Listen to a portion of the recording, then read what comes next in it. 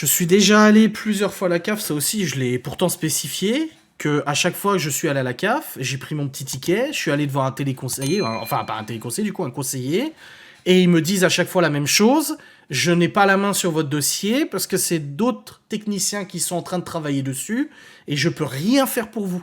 Malheureusement, à part attendre, je note que vous êtes venu et que vous êtes impatient, mais je peux rien faire de plus.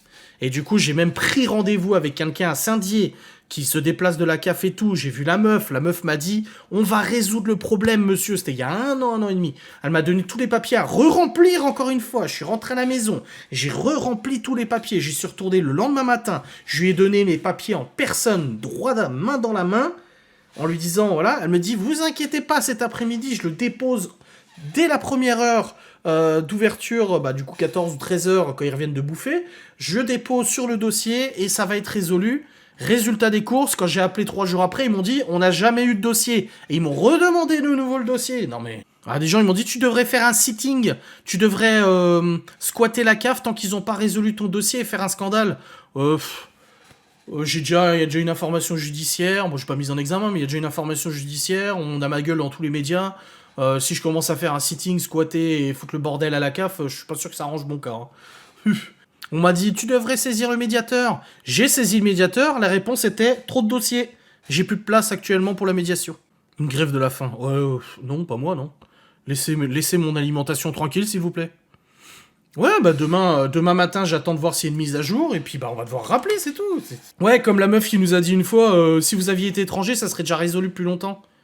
Putain.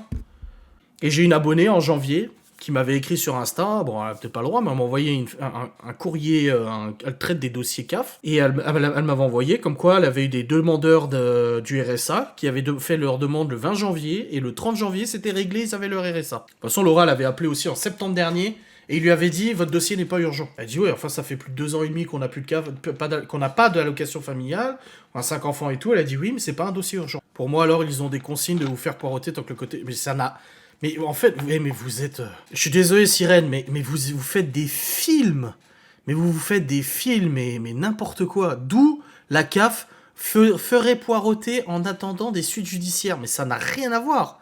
Déjà, je suis présumé innocent, je ne suis même pas mis en examen. Pas encore. Je vois pas pourquoi la CAF, elle serait en communication avec le ministère de la Justice pour machin. Mais arrêtez de vous faire des films, et vous êtes dans Black Mirror ou quoi, là? Ah oui, par contre, quand ils te réclament de l'argent, ça va très très très vite. Hein. Ah oui.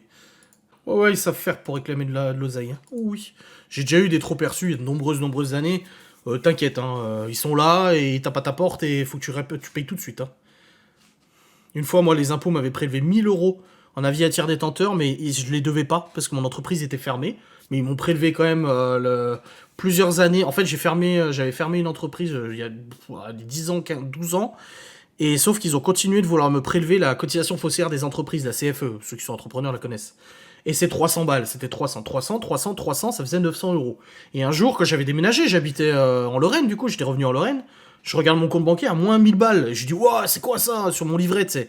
Et du coup, je contacte la banque, elle me dit, je sais pas, et tout, faut voir, c'est les impôts à vitir d'entendeur. Je contacte les impôts, et elle me dit, oui, vous avez pas payé pendant 3 ans la cotisation foncière des entreprises. Je dis, mais mon entreprise est fermée depuis longtemps. Je dis, j'ai même été allocataire RSA, et on peut pas être allocataire si on a une entreprise, une activité professionnelle indépendante. Ah d'accord, ok, alors j'ai envoyé les papiers, ils m'ont dit, oui, en effet, on va vous rembourser. Et j'ai été remboursé, je crois, 9 ou 10 mois après. La protection à l'enfance. La première chose qu'on me dit, ça. Mais oui, je pense que je sais ce que j'ai à faire. Je pense qu'on fait tout ce qu'on peut. Je me suis déplacé X fois à Épinal, 2 heures de route à chaque fois pour aller gueuler et tout. À chaque fois, je sors de là, j'appelle Laura, je dis c'est bon, ça va être résolu, machin. J'appelle ma mère, c'est bon, y a rien qui se passe. Tu payais pas les... Oui, alors le RSI, c'est une fumisterie. Moi, j'avais un client, et j'étais son client aussi, parce que j'achetais de la bouffe chez lui et tout, il avait une épicerie. Il montrait ses courriers RSI. Il avait reçu, URSAF RSI, il avait reçu une majoration à payer, parce qu'il n'avait pas payé ses cotisations à temps. Il avait genre 90 balles de majoration à payer, sauf que le montant de ses cotisations était de 0 euros. Il m'a montré le courrier, vos cotisations sociales 0 euros, montant de la majoration pour ses cotisations sociales 90 euros, à régler avant le machin. Non, mais ouais, moi, une fois, je leur ai dit, le RSI, hein, je les ai appelés, mais je dis, vous êtes des singes ou quoi? Je dis au téléphone la meuf, j'ai appelé 4 fois d'affilée, et 4 fois, j'ai eu une réponse différente. Un coup, je devais 1000 balles au RSI, un coup, je devais rien, un coup, ils me connaissaient pas, un coup, je devais machin, enfin, me connaissaient pas la mère des gosses, mais j'ai eu 4 versions différentes, et la dernière, je me suis énervé, et j'ai dit sérieusement, je dis, c'est des singes qui sont chez vous en train de bosser sur les dossiers?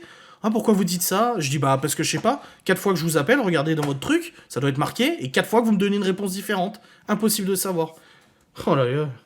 Tu penses que tout ce retard est dû à quoi? Long à traiter un dossier? Bah, c'est juste des branleurs, excusez-moi de le dire. Mais en tout cas, pas tous ceux qui travaillent à la CAF, mais ceux-là, c'est l'administration française. Mais c'est pas la première fois que j'expérimente l'administration française et que c'est un bordel pas possible. Un vrai bordel. Regarde mon permis de conduire. Pareil, je devais juste repasser le code. Juste, c'est chiant, mais je devais repasser le code au bout de 6 mois et je pouvais reconduire.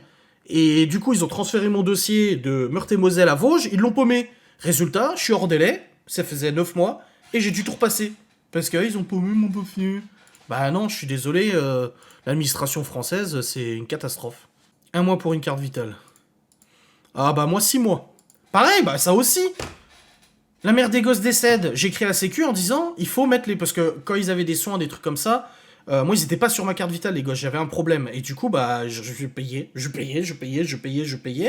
Du coup, bah, forcément, quand elle est décédée, je me suis dit, bon, là, faut que je me bouge le cul. Je contacte la sécurité sociale, donc Amélie. Je demande un rattachement des gosses, machin. Je l'ai déjà expliqué, mais c'est dingue. Mais c'est une dinguerie, cette affaire. Du coup, je demande le rattachement et tout. Il m'envoie le formulaire et tout. Alors, c'est toujours par courrier, cette merde-là. Je renvoie, et qu'est-ce qu'il me renvoie pas? Oui, pour rattacher les enfants, il nous faut les signatures de la mère. Mais... Et je leur ai répondu. Je leur ai dit, oh, est-ce que vous avez juste consulté les papiers? Il y a l'avis de décès dedans, en fait. Ils ont même pas écouté. Ils ont même pas lu, rien. Et ça a duré 6 mois. Et ben, maintenant, les gosses sont sur ma carte vitale. La mutuelle est rattachée. Tout va bien, quoi. Mais ça a mis, ouais, 6-7 mois. Pendant 6-7 mois, j'ai payé tous les soins de ma poche. Et là, je suis toujours pas remboursé. J'ai renvoyé j'ai rescanné tous les fiches de soins. J'ai tout envoyé à la sécu. Et je suis toujours pas remboursé, hein. Ça fait 1 an. Assistante sociale, j'ai déjà demandé non. Parce que je suis allé à un rendez-vous à Saint-Dié justement pour ça. Et non, ils s'en occuperont pas. Le ministère de la Justice, donc la juge des enfants et la juge des affaires familiales, je leur ai demandé. J'ai eu rendez-vous quand il y a eu le rapport comme quoi on s'occupait bien des gosses. J'ai demandé, j'ai dit est-ce que vous êtes compétente pour voir ce qui se passe avec la CAF, parce que du coup on parle de mes revenus forcément. Je m'occupe des gosses, ils sont curieux de savoir si je peux les élever financièrement, si je peux m'en sortir. Donc t'es obligé de justifier tes revenus. J'avais un formulaire, je justifiais, machin et tout ça. Donc les gens qui disent que je déclare pas mes revenus, allez vous faire enculer. Donc je justifiais tout, et c'était marqué prestations sociales, et j'ai dit zéro. Et du coup, la meuf du ministère de la Justice m'a dit, mais vous avez pas d'allocation? Je fais non, j'ai aucune allocation, j'ai rien. Le dossier, il n'avance pas, machin et tout. Et j'ai demandé à la juge, enfin, Lana qui s'occupe de ça avec la juge, donc elle travaille au ministère de la Justice, c'est quoi, une éducatrice ou je sais pas quoi? Une enquêtrice? Ou non, elle disait, elle aime pas enquêtrice, éducatrice ou je sais pas quoi. Et je lui ai dit, mais vous pouvez pas m'aider, faire quelque chose? Elle a dit non, on a aucun. Elle a dit, on a rien à la CAF, on n'a aucun contact à la CAF, on n'a rien pour pouvoir faire avancer le dossier. J'ai demandé à, du coup, assistante sociale, ils ont rien non plus, ils peuvent rien faire avancer, parce que tout ce qu'on devait faire, on l'a fait. Envoyer les papiers, on l'a fait, envoyer recommander, on l'a fait, signaler, rappeler et tout, on a déjà tout fait. Les gens croient qu'on n'essaie rien en fait. Les gens ils croient qu'on est là depuis 3 ans on attend. Non, on fait que ça, putain. Oh putain, tu l'as banni. Oh.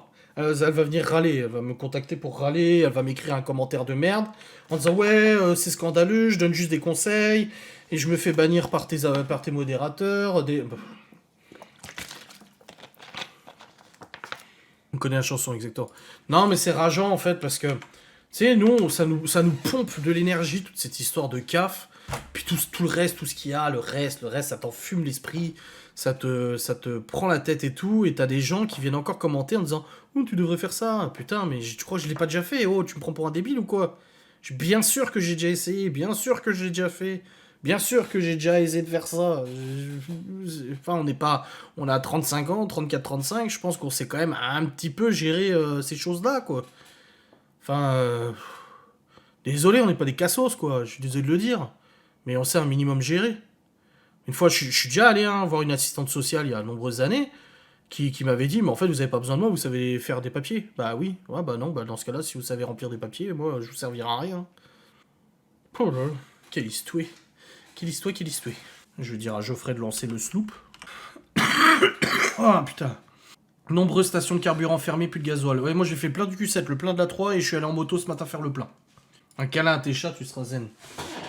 Oh, tu dors sur mon pantalon de moto, l'autre. Malone n'a pas cours lundi, mardi, mercredi pour les épreuves du bac. Du coup, demain, son père, il l'amène ici à 13h. Du coup, Laura n'a pas besoin d'aller chercher avec ses affaires le soir. Du coup, je dis à Laura, tu peux aller au boulot en moto. Ouais, ouais. Je dis, mais faut que tu te fasses violence, il faut que tu le fasses. Sinon, tu le feras jamais. Et du coup, elle revient à midi demain, elle mange à midi à la maison. Et par contre, l'après-midi, elle prend la moto pour aller au boulot. Et je dis, bah voilà, c'est bien, il faut. Et je dis, moi, je l'ai pris ce matin, j'ai déjà roulé et tout. Au début, c'est sûr que tu stresses un peu et tout, mais ça va, quoi. C'est les bagnoles, moi, c'est les camions qui me le stressent le plus, mais c'est une 125, comme je dis à Laura, elle avance suffisamment. Je me suis jamais retrouvé avec une bagnole qui s'énerve derrière moi parce qu'elle essaie de me dépasser parce que j'avance pas. La moto, elle roule suffisamment comme une bagnole pour pas emmerder le monde, en fait.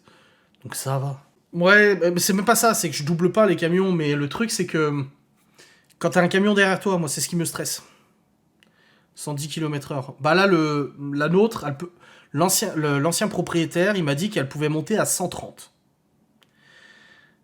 Moi, je suis quand même un peu plus gros que l'ancien propriétaire, c'est ce que je disais à Laura tout à l'heure. J'ai dit, tu peux prendre la voie rapide, et tout. Moi, je l'ai monté à 118 maximum. C'est déjà pas mal. Et combien d'heures de plateau à deux? Mais ça dépend de ton moniteur, ça dépend de ton auto-école, ça dépend de plein de choses en fait. Ça dépend de l'appréciation. C'est comme la formation de 7 heures. Il y en a qui vont faire 7 heures, il y en a qui vont faire 4 heures, il y en a qui vont faire 3 heures, il y en a qui vont faire 5 heures. Ça dépend, l'appréciation du moniteur de toute façon. Ça dépend de l'auto-école et tout. Et je disais à Laura, toi t'avanceras plus vite. L'ancien propriétaire faisait 130 km/h, moi je fais 118, mais je pèse au moins un bon 50 kilos de plus que le propriétaire. Lui il était quand même slim, hein. Il était très slim. Et 50 kilos sur une bécane qui fait 15 chevaux, ça se sent tout de suite, hein. C'est chaud la voie rapide. Bah Laura en plus il lui a fait prendre. Parce que moi quand je suis allé chercher Laura à l'auto-école samedi midi, je roule et là je vois l'auto-école devant. Je me dis, oh putain c'est elle. Et elle était là sur la petite moto. Je dis, ouais il lui a fait prendre la voie rapide. Je dis, moi-même ça me stressait de prendre la voie rapide. Et je dis, ouais il lui a fait prendre la voie rapide et tout. Sauf qu'en fait sa chiotte qu'elle avait à l'auto-école, c'est une Yamaha YBF, je sais pas quoi. Ça fait 10 chevaux. Ça fait. Là, la nôtre, elle fait 15 chevaux. Là, c'était 10 chevaux, vitesse maxi, 89 km/h. Oh, c'est une voie rapide, 89. Ouh là là. Peut-être rouler un peu plus dans le quartier, oui, bah là, elle s'est baladée et tout, mais. C'est l'appréhension, ce qui est normal. Après, vaut mieux avoir peur que d'être trop confiant. Mais il faut qu'elle passe le cap, quoi. Un plateau à deux, c'est un endroit où tu t'entraînes à faire des manœuvres et tout ça. Et elle a fait le plateau, elle l'a fait du coup, Laura, mais en 125. Elle a fait exactement les mêmes exercices que moi, mais en 125. Ah ok, merci, de rien. Yamaha sont increvables. Bah, nous, on est plus Team Honda avec Laura, donc on n'est pas trop Yamaha. Bref, le live va se terminer maintenant, mes chers amis. Elle peut être fière d'elle. Oui, exactement, ouais. Parce qu'elle était vraiment très stressée, hein. Le matin, quand j'ai déposé, elle m'a dit, je peux m'enfuir? Je fais, non, je dis, ça va aller, t'inquiète. Tu sais, moi aussi, hein, quand je suis arrivé à l'auto-école pour faire la première heure de plateau, qui me dit, vous savez conduire? On le dit tous, oui, oui, c'est bon. Bah oui, je sais conduire, j'ai une 125 et tout. Et que tu montes sur une bécane qui fait 700 cm3, un bicylindre qui est nerveux à souhait, qui est pourtant bridé, hein, qui est bridé, mais qui marche fort. Les premiers mètres que j'ai fait, j'étais là, oh, bordel de merde, je passe la première. Oh, ça pousse. C'est normal, t'es stressé. C'est une très bonne nuit. Amusez-vous bien, dormez bien. Hop là, bonne nuit alors. Et on se retrouve du coup demain pour un vlog, une facecam. Demain je ne vlog pas, donc il n'y aura pas de vlog avant mercredi sur ma chaîne YouTube. Voilà. Allez, des bisous à tous. Bonne nuit.